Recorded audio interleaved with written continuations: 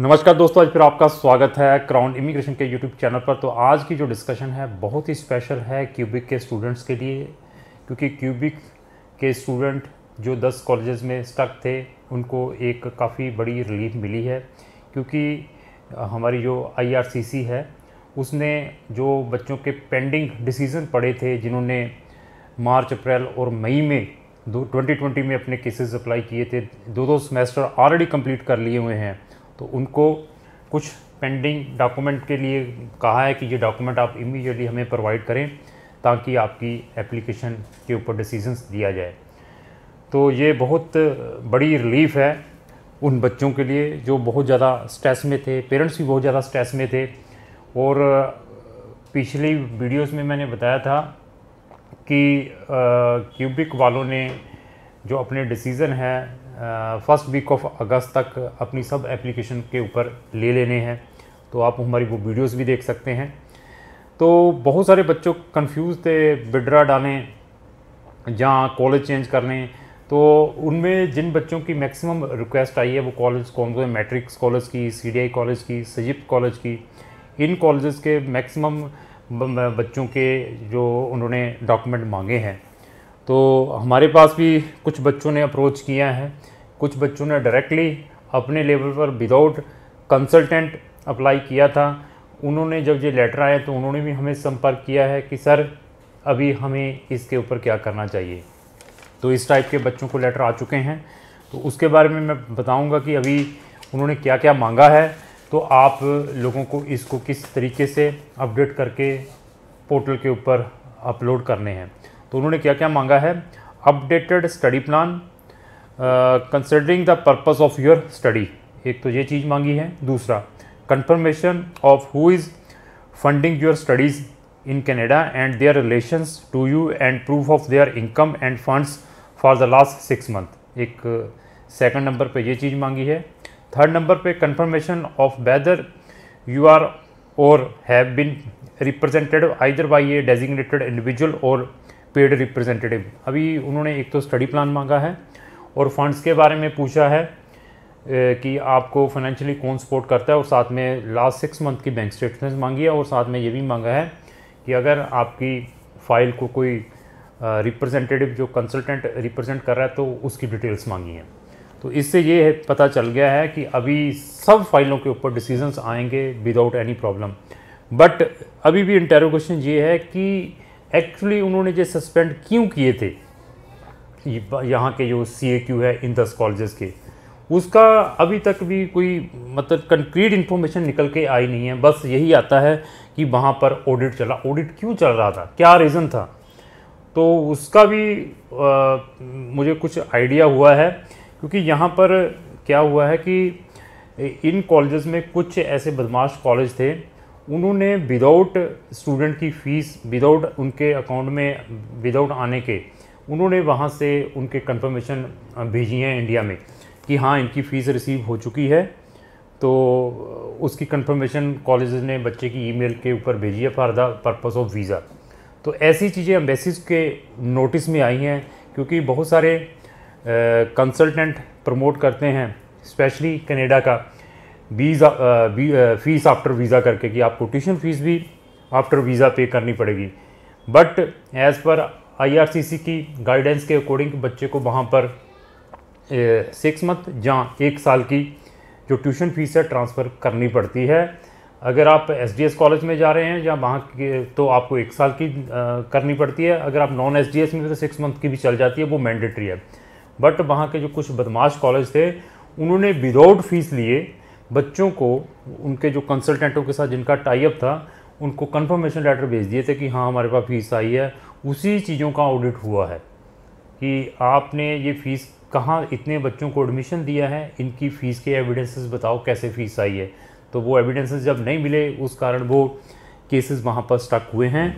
But जो genuine student हैं उनको बिल्कुल घबराने की ज़रूरत नहीं है, क्योंकि ये जो अपडेशन आई है ये बहुत बड़ी रिलीफ है हमारे स्टूडेंट्स के लिए, जिनके केस सालों से स्टक थे। 2 सेमेस्टर उन्होंने ऑलरेडी कर लिए हुए हैं, AIP भी आए हुए थे, उनके लिए ये बहुत ही बिग रिलीफ है।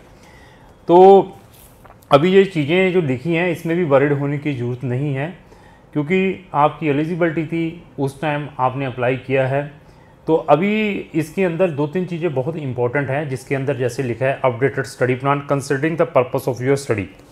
अभी क्या है, जिन बच्चों ने 1 सेमेस्टर कर लिया है, 2 सेमेस्टर कर लिए है, उन्होंने अपने मोटिवेशन लेटर में या स्टेटमेंट ऑफ पर्पस में ये चीज़ें प्रॉपरली एलेबोरेट करनी है जब उन्होंने अपना ये स्टडी प्लान देना है, अपलोड करना है IRCC की वेबसाइट के ऊपर।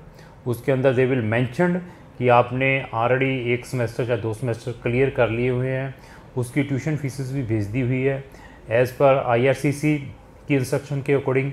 हमारे AIP आए हुए थे और साथ में IRCC की गाइडेंस के अकॉर्डिंग हमें 1-1 साल का या जो भी है पोस्ट स्टडी परमिट भी एलिजिबल हैं हम पोस्ट स्टडी परमिट के लिए भी। और इस कोर्स को करने के बाद आपको क्या बेनिफिट होंगे, आगे फर्दर आपकी इंटेंशंस क्या हैं, और फ़ीस के बारे में भी लिखना है कि अगले कोर्स की फ़ीस भी मैंने कब भेजनी है, कब कैसे अरेंज करनी है। स्टडी प्लान के अंदर ये सारी चीज़ें होनी चाहिए। अपना IELTS का, अपनी प्रीवियस एजुकेशन के बारे में क्या परसेंटेज है, एवरीथिंग इस स्टडी प्लान के अंदर आपने मेंशन करनी है जब आपने उनको भेजना है, क्योंकि यही चीज़ें उन्होंने चेक करनी है आपका डिसीज़न देने से पहले। दूसरा आ गया अभी confirmation of who is funding your studies in Canada and their relationship to you. और मैंने फिर बता दिया, कोई भी फेक डॉक्यूमेंट लगाने की कोशिश नहीं करनी है ये फंडिंग की। कनेडियन गवर्नमेंट बहुत ज़्यादा स्ट्रिक्ट है पिछले दो साल से, क्योंकि बहुत सारे गलत कंसल्टेंटों ने फेक बैंक स्टेटमेंटें, फेक FD बनाकर, even fake GIC account, even fake admission letter लगा के कनेडियन एम्बेसी से वीज़ाज लिए हैं, और इवन फेक IELTS लगा के। इसलिए जो भी आपने बैंक का लगाना है प्रॉपरली जेन्युइन लगाना है। अगर फेक लगाएंगे, एक तो वीज़ा भी रिफ्यूज़ होगा, दूसरा क्या होगा कि आपको 5-5 साल का बैन भी लगेगा। तो उसको आपने अपने ध्यान में रखना है जब ये डॉक्यूमेंट आपने अपलोड करने हैं। इसमें क्या अपलोड करना है, जो भी व्हाट्सएवर आपके पास है, एक तो आपने GIC को प्रॉपरली एलेबोरेट करना है अपने कवरिंग लेटर के अंदर भी कि मेरा ऑलरेडी GIC ओपन है, मेरी जो मेंटेनेंस है नेक्स्ट ईयर की वो ऑलरेडी कनाडा में पड़ी हुई है। वो भी अगर मेंशन कर देंगे, अगर बैंक स्टेटमेंट उनके अंदर 10,000, 20,000, 50,000 भी पड़ा हुआ है वो भी लगा दीजिए आप। कोई नहीं भी है तब भी कोई प्रॉब्लम नहीं, क्योंकि आपके 1 साल के लिविंग एक्सपेंसेस वहाँ पर पड़े हुए हैं, उसको एंड प्रॉपरली आपने डालना है कि क्योंकि कनेडियन गवर्नमेंट की SDS की यही डेफिनेशन है कि आपके पास 1 साल के लिविंग एक्सपेंसेस होने चाहिए। वो ऑलरेडी आपके पास है, वो आपने ऑलरेडी वहाँ पर अकाउंट खुलवाया हुआ है। तो अगर आपके पास और सफिशेंट फंड पड़े हुए हैं, आपके पेरेंट्स के, आपके फादर में, आपके ग्रैंडफादर के अकाउंट में, आपके ब्रदर के व्हाट्सएवर अकाउंट में पड़े हुए हैं, तो उनके फ़ंड 1 लाख, 2 लाख, 5 लाख व्हाट्सएवर है, तो उसकी भी स्टेटमेंट पिछले 6 मंथ की लगाकर तो वो भी साथ में लगा दी कि इन्होंने भी मुझे फाइनेंशियली सपोर्ट करना है। तो ये भी ज़रूर चेक करना है कि पहले जब आपने अपनी फाइल सबमिट की थी, अपलोड की थी, उस टाइम आपने फाइनेंशियल डॉक्यूमेंट क्या लगाए थे, तो अभी आप क्या लगाने जा रहे हैं। तो उसके अंदर अगर आप अभी कुछ चेंज कर रहे हैं तो अपने कवरिंग लेटर में SOP में वो ज़रूर मेंशन कर दें कि 1 साल तक कौन अपने फ़ंड को रिटेन करके रखता है। तो हमने इनको यूज़ करना था, हमने निकाल लिए थे, अभी हमने फिर डिपॉजिट कर दिए जो हमारे पास पड़े हुए थे, क्योंकि 1 साल तक कोई भी एम्बेसी या कोई भी पर्सन, चाहे मैं बिजनेसमैन हूँ, चाहे आप सैलरी पर्सन, कोई भी फ़ंड को ब्लॉक करके नहीं रखता है। तो जिनके पास फ़ंड नहीं, लेकिन फिर बता दिया फेक डॉक्यूमेंट लगाने की कोशिश नहीं करनी है। Confirmation of whether you are, अपने रिप्रेजेंटेटिव के बारे में मेंशन करना है, उसका फॉर्म है। अगर आपने रिप्रेजेंटेटिव यूज़ किया है, डायरेक्टली किया, तो then there is no problem. भी किया तो उसके डिटेल्स आपने देनी है। अगर आप मेरी गाइडेंस चाहते हैं इसके ऊपर, अगर आपको भी ये लेटर आया है तो क्राउन इमिग्रेशन आपकी हेल्प कर सकती है। और साथ में मैं ये भी बता दूँ, जिन बच्चों की डेस्टिनेशन स्टडी इन कनाडा की है, तो हमारे पास लॉट ऑफ ऑप्शंस हैं जनवरी इनटेक के लिए। अगर आप जनवरी इनटेक के लिए वहाँ के SDS कॉलेजेस में जाना चाहते हैं या नॉन SDS कॉलेजेस में जाना चाहते हैं, अपनी प्रोफाइल बताइए। प्रोफाइल देखने के बाद मैं आपको बेस्ट से best course and location suggest कर सकता हूँ। अगर आपका कनाडा का वीज़ा ऑलरेडी रिफ्यूज़ड है, 1 बार, 2 बार या 4 बार भी आप मुझे प्रोफाइल शेयर करिए। प्रोफाइल देखने के बाद मैं आपको बता सकता हूँ कि आपको दोबारा केस डालना चाहिए या नहीं डालना चाहिए। और हमारे पास क्या फैसिलिटीज़ है, we are representing more than 100 countries. Crown immigration एक ऐसी एक्सक्लूसिव एजेंसी है पूरे वर्ल्ड के अंदर, not in India, not in Punjab, जिसके पास मोर देन 100 कंट्रीज़ के ऑप्शंस हैं। इन केस आपका यहाँ पर बैन लगा हुआ है कनाडा का, जहाँ आपका केस ऑलरेडी रिफ्यूज़ड है और अभी आपके पास बजट कम है, तो मैं आपको अनदर कंट्रीज़ के ऑप्शंस भी प्रोवाइड कर सकता हूँ कि क्या आपका जो कंसल्टेंट है जिसके थ्रू आपने अपनी फ़ाइल प्रोसेस किया, क्या वो आपको 100 कंट्रीज़ के ऑप्शंस प्रोवाइड कर सकता है। इसको भी ज़रूर अपने ध्यान में रखना है जब भी आपने अपना स्टूडेंट का वीज़ा कनाडा के लिए अप्लाई करना है।